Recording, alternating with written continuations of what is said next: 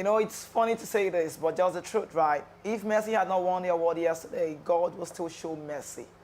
But he did win it yesterday, right there at Chichada, in Paris, and it was a great night I really, really waited for. I anticipated for that night, and I did see that. Congratulations to Lionel Messi for winning the 8-time Ballon d'Or, and that's a great one for him. But regardless, we still have to keep talking about other players. Now, Super Eagles and Napoli striker Victor Osimhen has been ranked in 8th position in the 23-man Ballon d'Or award. Osimhen becomes the highest-ranked Nigerian player in the history of the Ballon d'Or award. The record was initially held by Kanu Nwankwo, who was ranked 11th in 1996.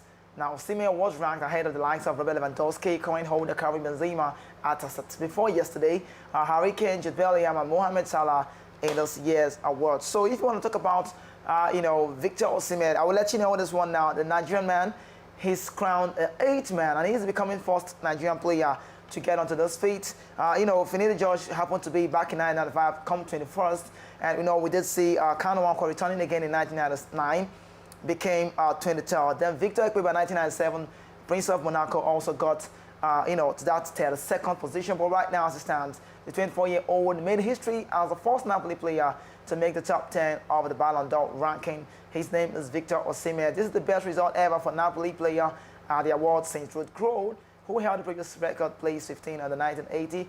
Osimhen contributed to Napoli's first Serie A title in 33 years, becoming the 2022-23 top scorer in the league with 26 goals in 32 appearances. Now, in the women category, Super Falcons Barcelona striker Azina Shola finished in the 20th position. But let me say this again, congratulations to Victor Osimhen for emerging 8th position. I love his manager, his agent, what he just said this morning to the media, that sounds okay.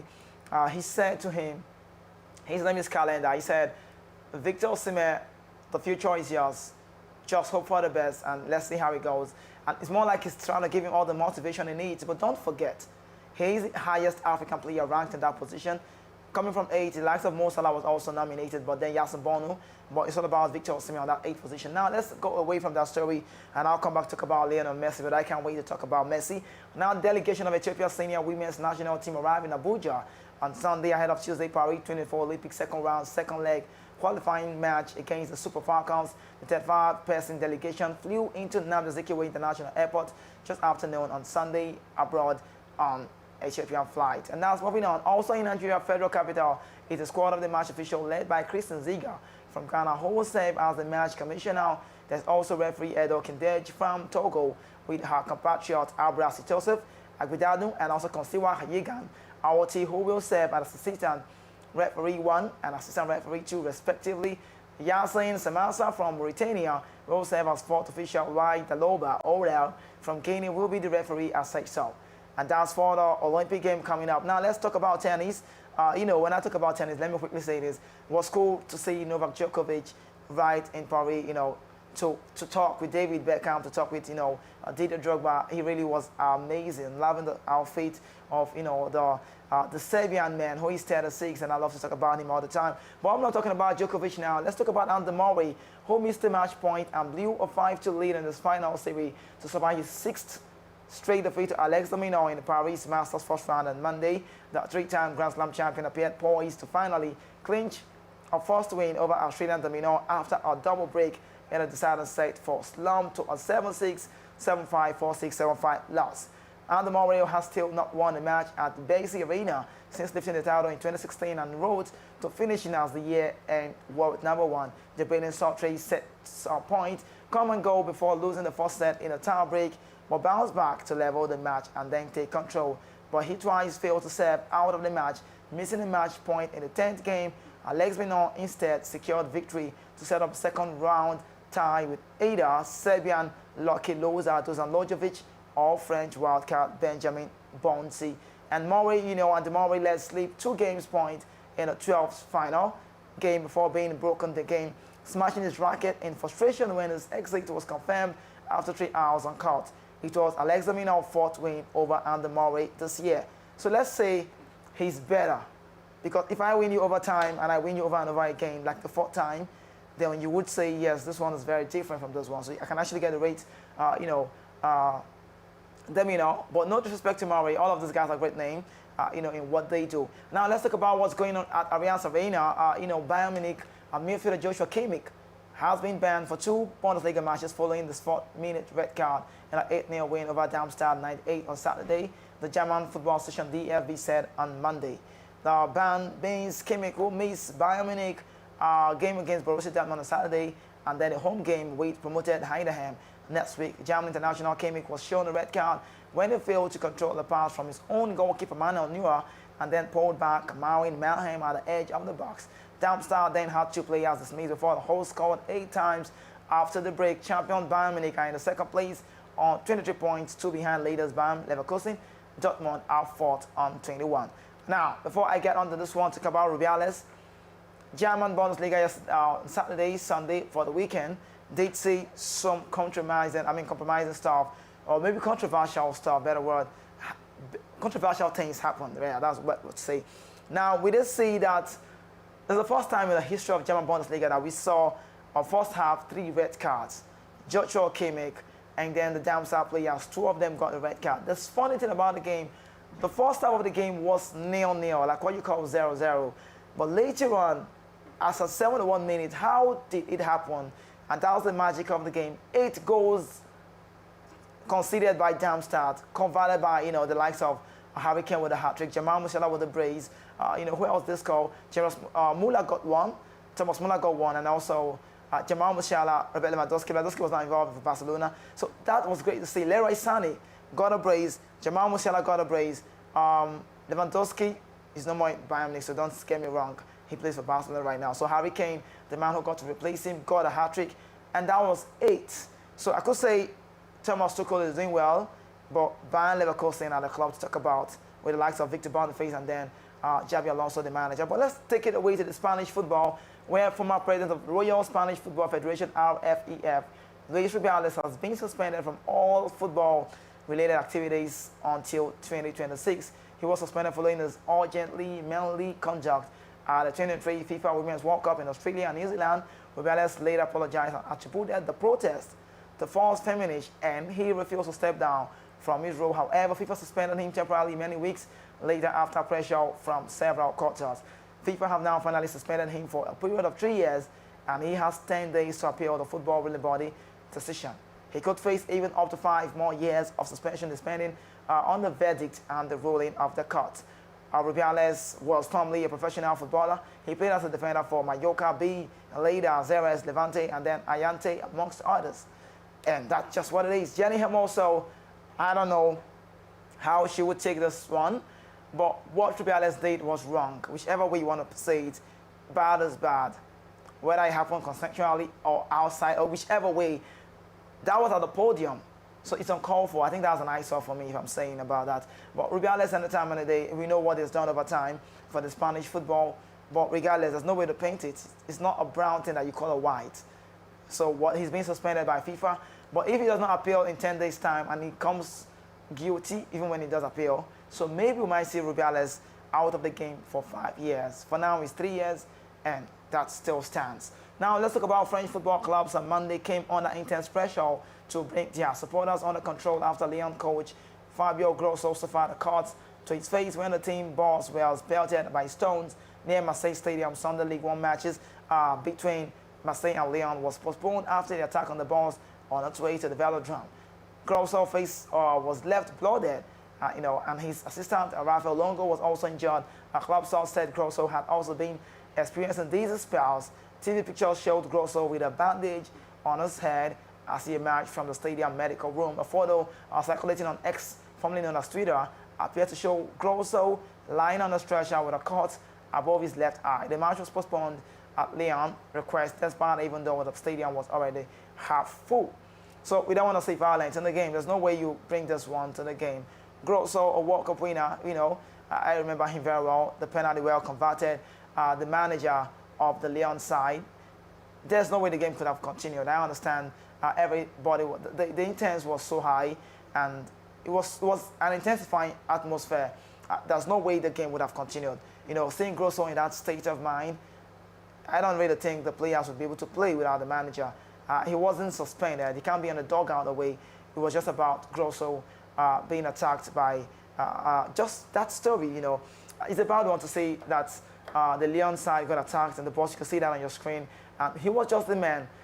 Go check it out again. Check it out on YouTube. You will understand. His face was roughly damaged. Aside the bandage, you needed to see that. That's the face again. Watch that again.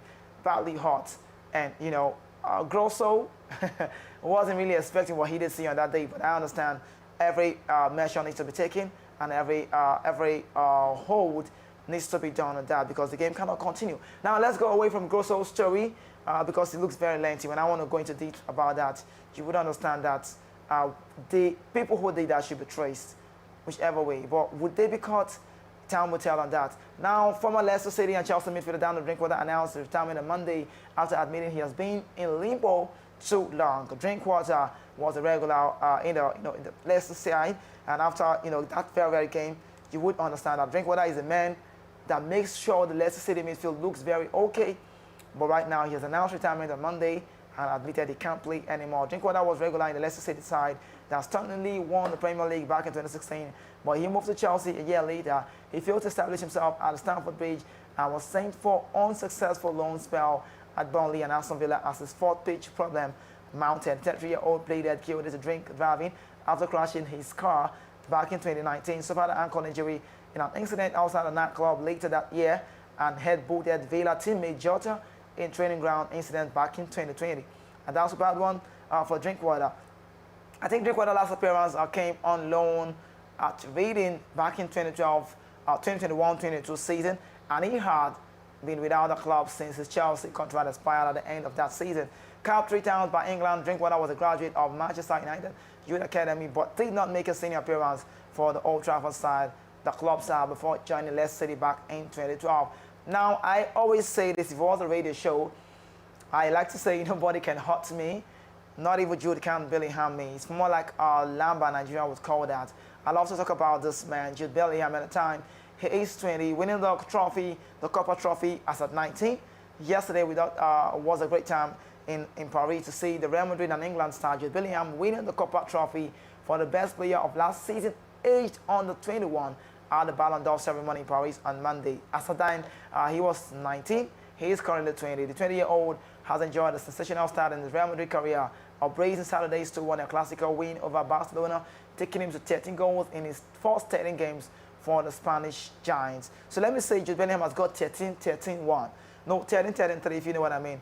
13 games, 13 goals, and 3 assists for himself. But the Copa Trophy award his performance last season, in his final campaign with Borussia Dortmund, Bellingham scored 14 times in 42 games as they came second in the Bundesliga. He also helped England reached the quarterfinal of the World Cup in Qatar. He succeeds Barcelona and Spanish midfielder Gavi as the winner of the trophy, named after former Real Madrid and France star Raymond Kopa. Kylian Mbappe and Manchester Leeds are also former winners of the award, which is voted in by former winners of the men's Ballon d'Or. Jude Bellingham also ranked 18th in the voting of the year Ballon d'Or, recognized the most prestigious individual prize in football.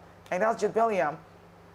He got the award, and I would say he's a great player to see. I was not surprised to hear Carlo Ancelotti during the weekend before their Clasico game being asked questions by the media and say, how do you go and play against the Barcelona side,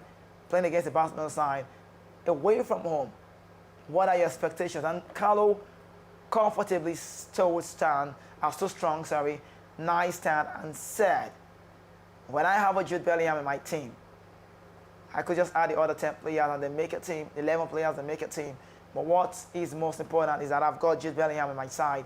And this man made a move from German Bundesliga Dortmund and got into the Spanish La Liga Santander, and everybody felt he was going to struggle. Don't forget, they've got the likes of Eduardo Camavinga, Luka Modric, Fede Valverde, Toni Kroos, Aurelien Tchouameni, all of these guys making the team for Real Madrid midfield. And he has come to the team to play the advanced role. I could say shout out to Carlo Ancelotti for making him get that point for himself. But let's talk about Messi quickly. Lionel Messi won the 8th Ballon d'Or award of his remarkable career at the glittering ceremony in Paris on Monday, while Spanish World Cup winning star Aitana Bonmati took the women's prize.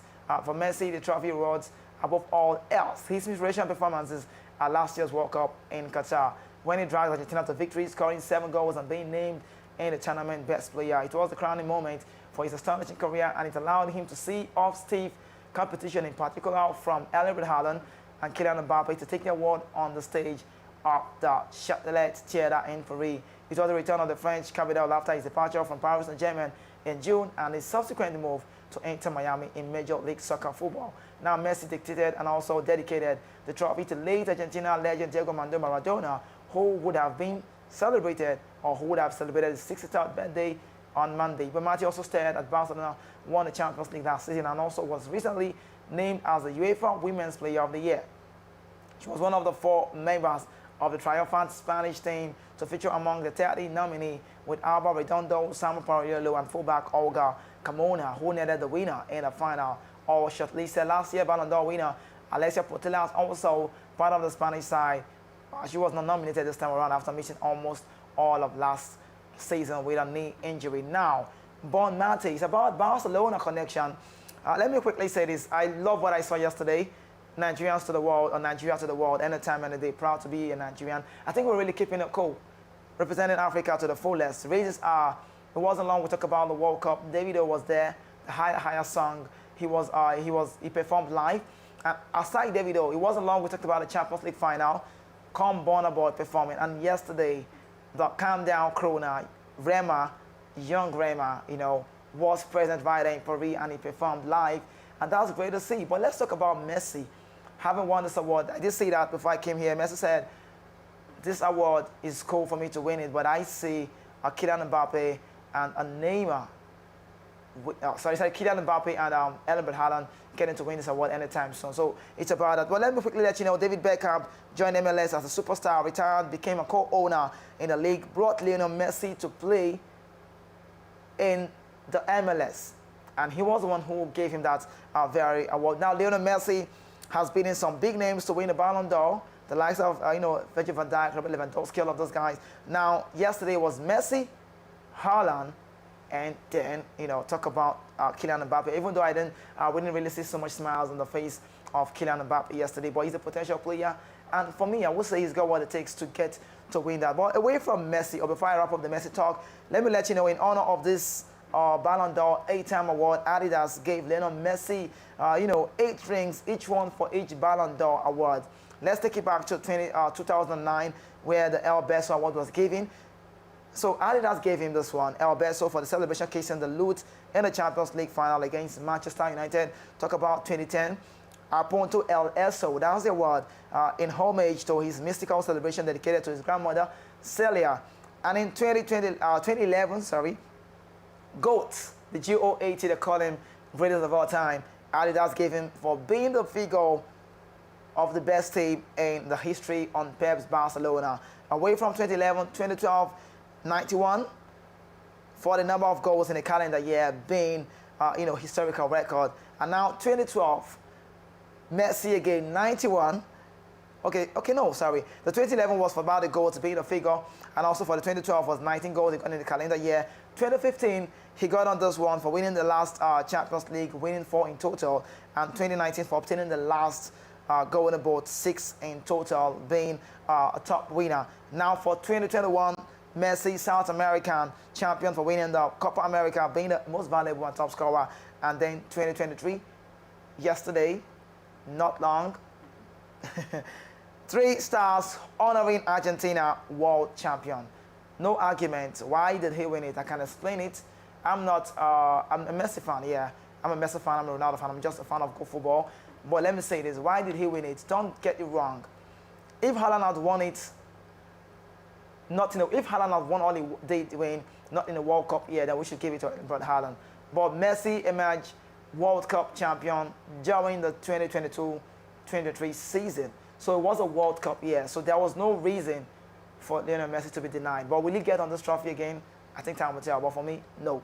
I don't think he can get. This is the last Messi will get. But that's my opinion. Don't get me wrong. But let's wrap up the show right now to let you know that Victor Osimhen said he's very happy to be nominated as the 8-time Ballon d'Or winner. This is all I can give on the show now. And it's time for me to go. This is Voice of the People TV. Keep watching. Don't change the channel. Without God, there is no me, and my name is Kizzy K. Peace out.